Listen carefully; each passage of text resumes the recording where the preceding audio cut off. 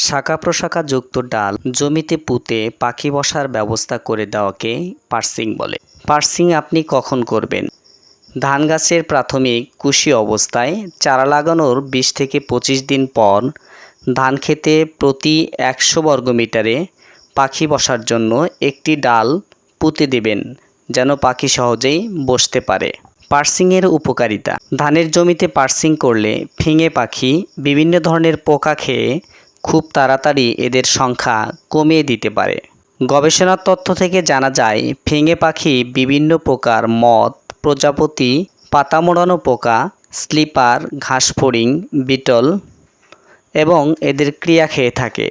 জৈবিকভাবে পোকা দমনের জন্য পার্সিং একটি উপযুক্ত পদ্ধতি।